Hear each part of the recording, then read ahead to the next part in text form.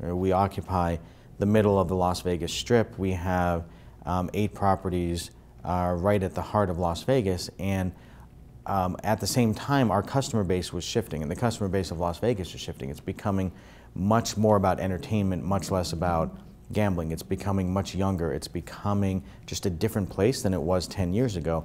And we've had a real strategic challenge in saying, how do we respond to that? And that is a problem for marketing, because we have to appeal to and attract a different segment of consumer.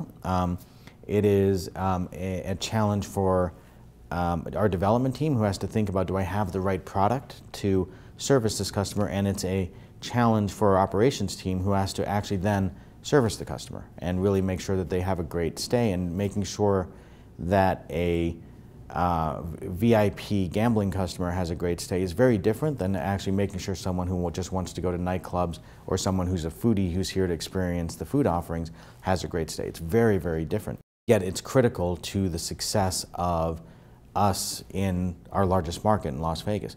And so that is one focal point that we've had in the company as we've talked about growth, and it really has been established that we can only be successful there if we have this great partnership led by the CEO, but then really with our senior operations partners, our development partners, and our marketing teams.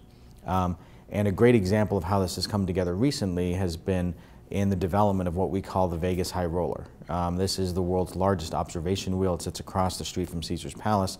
And we've been building this from a development standpoint for several years now. And it dominates now the Las Vegas landscape. But saying, how should it dominate? What should that experience be like for a customer? And that is something, again, it came from, I believe it was our operations team that just said, are we thinking radically enough about how to attract someone, given how new this attraction is, or how new this experience is going to be?